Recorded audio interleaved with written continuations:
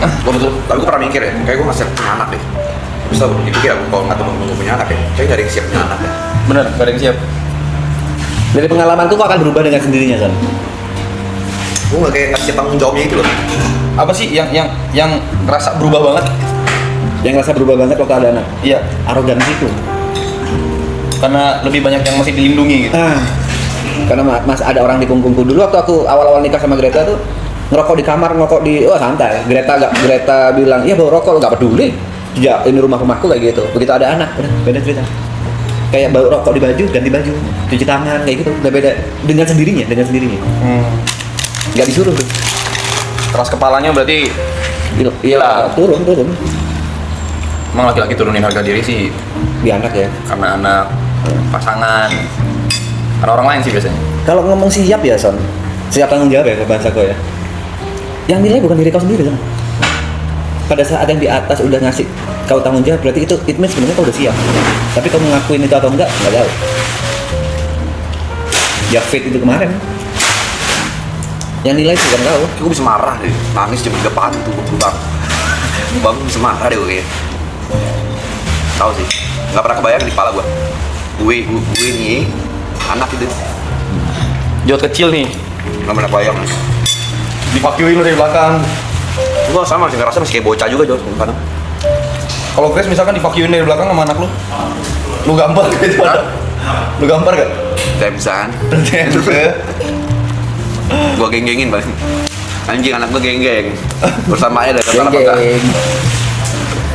Terus balas skis.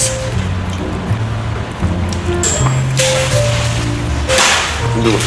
Gue sih masih gue backhand anjing. Nih gue takut banget punya cewek cok. Iya anak cewek ngeri.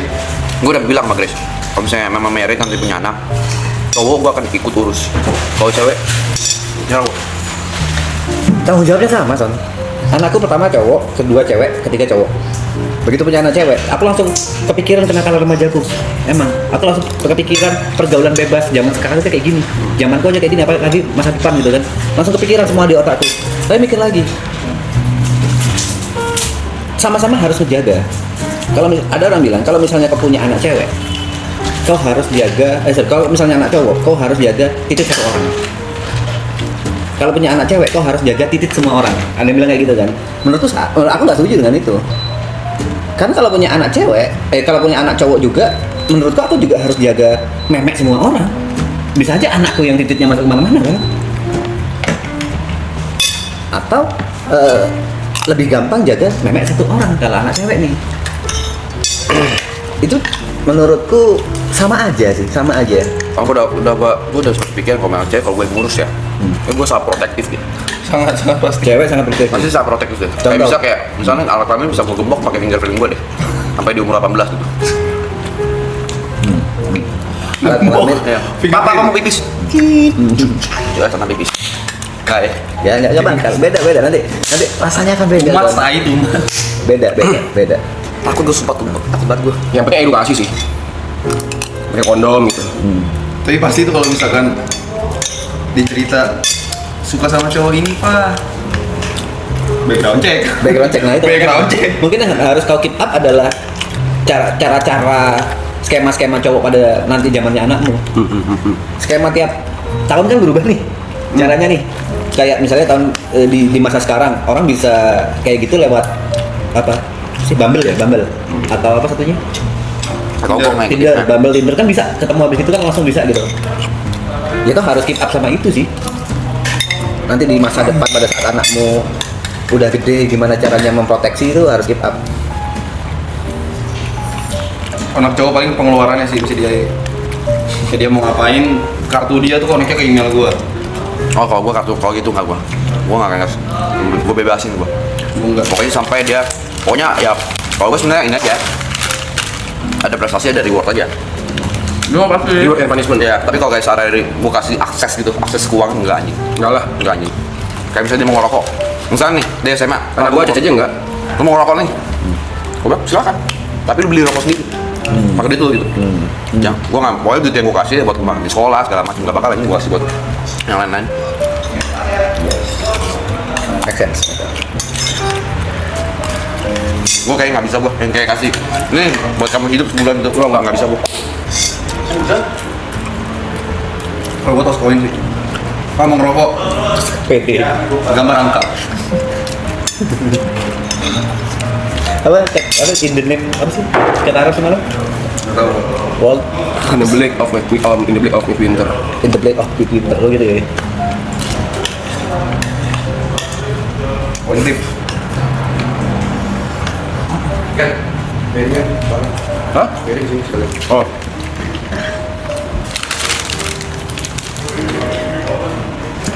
Kita pernah kumpet nih. Kalau gua sih bulanan Duit ngerokok kasih ke anak. supaya bisa ngatur keuangan. Ya. Seperti yang apa orang tua gua lakukan kepada gua.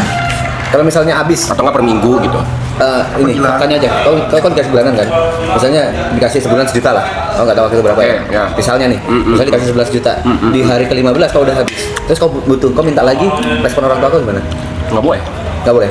Dia udah nikmatin itu 15 hari tanpa uang. Iya. Tapi tergantung dulu ya. Misalnya kayak kalau aku kan dulu SMA dari sekolah kan selalu tiap hari bawa bekal, bawa makanan di rumah. Jadi aku nggak jajan di sekolah. Jadi basicnya kayak ya sandang pangan papan kau udah dijamin ya. Yang dimaksud uang saku ini untuk kepuasan di luar itu. Betul. Mau jajan kayak mau apa. Tapi sebenarnya kalau pengen latih manage duit dari ini sih uang jajan per minggu. Ngeri ya? Kecilnya Per minggu. per minggu. Ngeri ya. Cuma kalau gue pasti gue ngetrain per hari. Jadi ya udah lu fokus belajar. Manage uangnya lu teori dulu. Kalau gue ya teori dulu. Pokoknya gue kasih duit ya buat lu makan. Buat lu jajan makan gitu. Jujur ini bukan maksud rasis ya, aku pengen belajar manage keuangan dari orang Chinese. Memang di Indonesia kan orang Chinese pinter-pinter gitu loh ngatur keuangan. Pengen aku belajar yang bisa aku terapin ke anak nanti gimana. Konsen cuma satu baik konten dulu. Ini teori ya, teori mah kita banyak. Kita praktek juga kita nggak bisa. Jadi ngerti. Teori mah ngerti. Self kita. Teori cuma satu. Dari dulu gue diajarin. Oh, udah. Kalau belum mampu makan nasi, makan bubur dulu. Kalau punya nasi makan bubur dulu. Itu pepatah Cina lama tuh.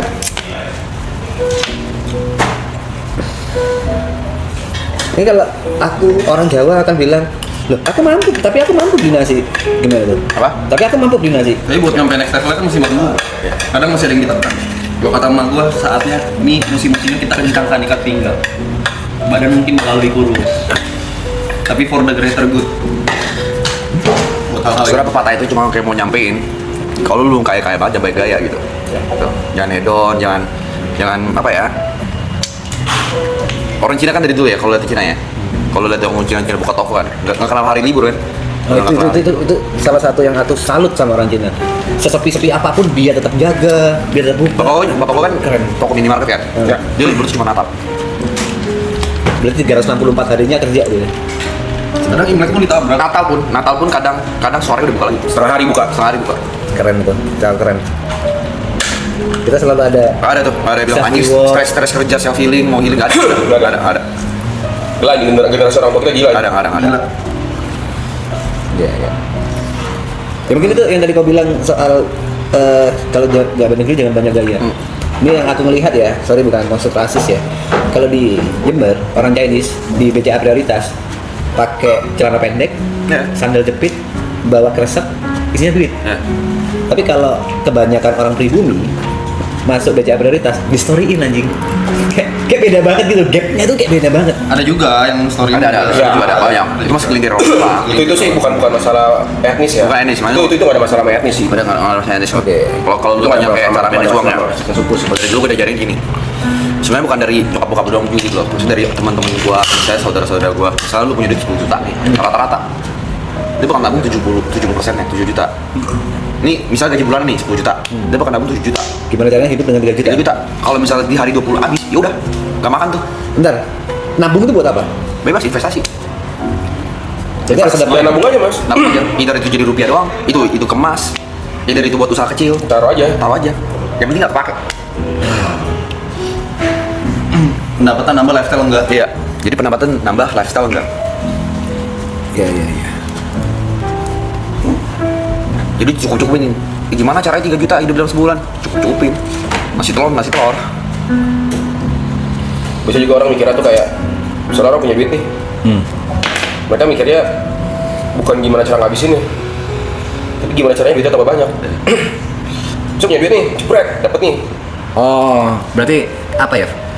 Cara berpikirnya. Nggak pernah puas, nggak pernah puas. Nilai puasnya itu lebih tinggi lagi. Iya, mereka mikirin bukan ini gue mau ngabisin buat apa nih, Ada. buat belanja apa nih, kayak gitu. Mikirnya kayak Ini gua kali 10 ini gimana iya nih? gimana caranya ini duit bisa tambah banyak. Bukan ngabisin ini gimana caranya Betul. caranya duit ini gue pakai buat jadi lebih banyak lagi gitu. Jadi kalau bilang Cina gila duit, iya. Iya. Sangat. Tapi nggak salah, menurutku nggak salah. Sangat gila. Itu yang seharusnya mindset yang dimiliki oleh banyak orang ya. Bukan konsumtif. Kayak sesimpel apa ya? Aduh, gua mau apa lupa lagi gua. Dan memang menahan diri itu yang paling susah. Susah. Apalagi kita kayak gua orang gitu sekarang ya. Ya masih ya konsumtif banget gitu. Konsumtif. Aku Kayak soal baju. Apalagi nih, tapi yang turun tuh ya. Kalau dari bokap gua, Oh, dorong. ada 2 konsep. Dia selalu pelit sama diri sendiri, tapi buat orang lain enggak. Sama satu, sama yang kedua, dia mau berapapun makanannya, nggak pernah lihat. nggak pernah lihat maksudnya. Nggak pernah lihat harga. Mau semahal apapun buat makan ya, buat makan keluarga nggak pernah lihat. Tapi ada levelnya kan bisa nyampe di situ kan. Iya. Enggak. Maksudnya kayak misalnya punya, ya itu kan udah 30% nih. 30% ini kayak oke, mau celebrate sesuatu atau misalnya mau makan keluarga itu nggak pernah mikir, oh ini kemahalan nih, kita bisa price budget makan kagak. Oke. Demi makan. Dari makan.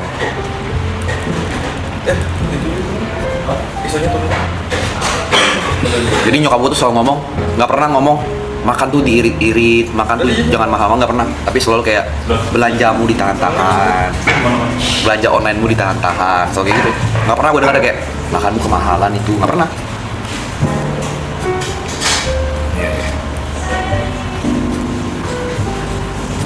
Tapi bukan tiap saat makan mahal. Iya. enggak. Iya, tahu. Oh, untuk celebration-nya aja. Teris juga celebrate. Emang saatnya keluar mah keluar.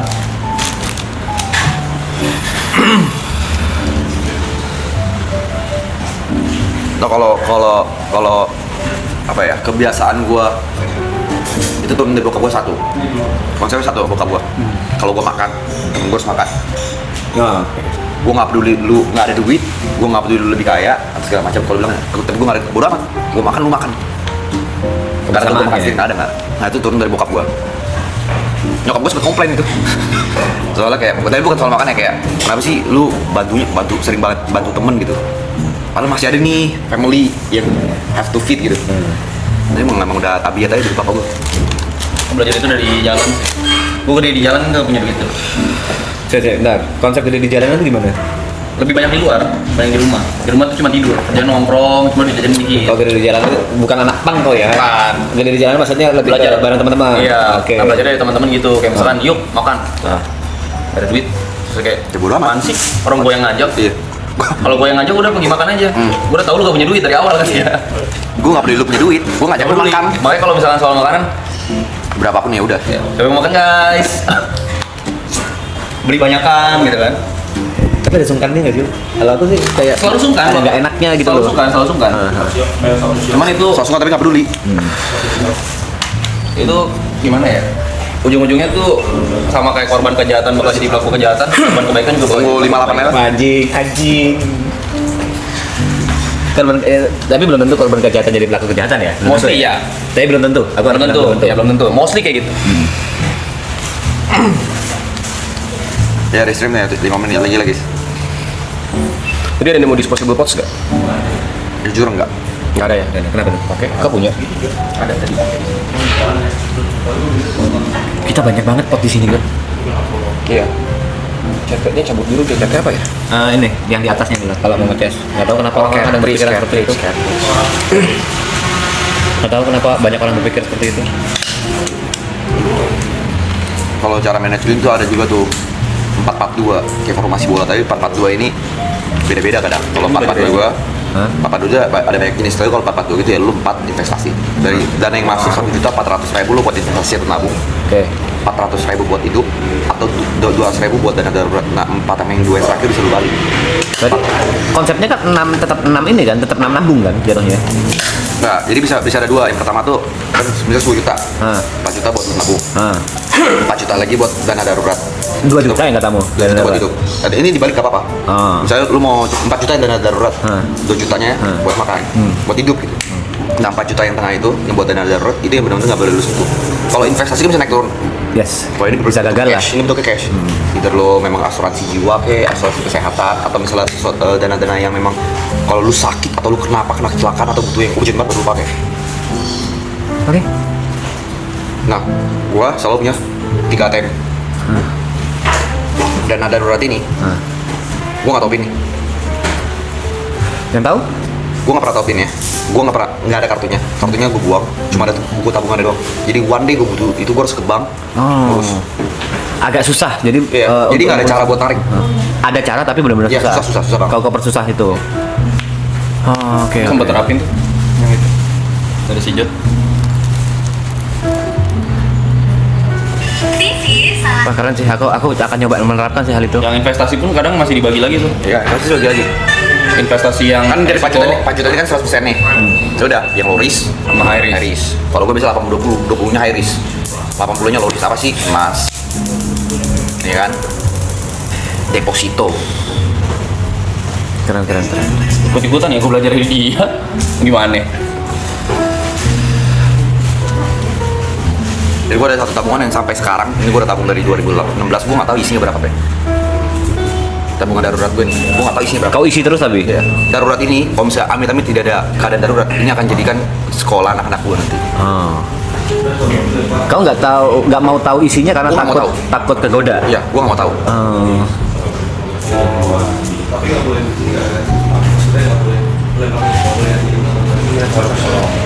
Isinya transfer juga bisa. Ya isinya transfer, nomor rekeningnya mah tahu. Nomor rekeningnya tahu. Mau kata orang kayak, sayang Jod, itu bisa ngurus inflasi, rupiah kan mulai menurun. Nggak peduli, gue nggak peduli. Karena memang fungsinya untuk itu. Fungsi untuk itu. Sometimes udah darurat banget kau bisa pakai. Ya, tapi itu kalau misal lu mau berbentuk emas pun nggak apa-apa. Kalau secara rekening, misalnya kayak dana darurat lu mau ini kan lu jual emas juga susah kan. Emas fisik ya kita ngomong. Oke. Ya kan, emas fisik. Emas lumayan susah lah, lu harus ke top counternya dulu. Bukan segala emas nabung nih ya? Iya. Udah beli emas fisik aja, sama aja. Kalau lu nggak mau ngurus inflasi, kalau gua pribadi mager, gua mager. Kalau gue sekarang udah mas fisik.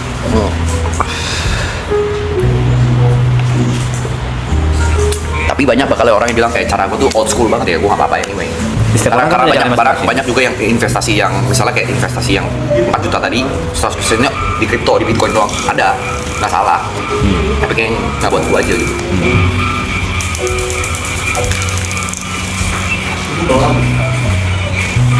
Kalau invest, aku nggak pernah mikir gitu-gitu. Aku ada duit, ku invest. Nggak punya duit, ku jual. Selalu kayak gitu, makanya seringnya aku stres karena pada saat aku benar-benar butuh, jual gak gampang. Akhirnya jual murah, itu sering banget. Makanya ini ilmu yang keren banget menurutku. Dan gue selalu mencoba, kalau misalnya gue pengen mendalami hobi, gue mendalami hobi yang barangnya gue beli, tapi nilai barangnya itu nggak turun jauh. Contoh, stick biliar. Gue sempet hobi biliar. Biliar tuh rata kanan gue. Stick 15 juta, 20 juta, gue beli tak. Tapi gue tahu, gue pilih stick yang memang ketika nanti gue memang udah bosan dan gue jual lagi, setidak-tidaknya gue bisa jual harga beli. Mungkin kebetulan. Aku bisa bounce back hidupku itu gara-gara aku jual stick golfnya papaku. Dan itu harganya masih tinggi gitu. Ya dari sini dulu, guys. Dari sini dulu ya guys.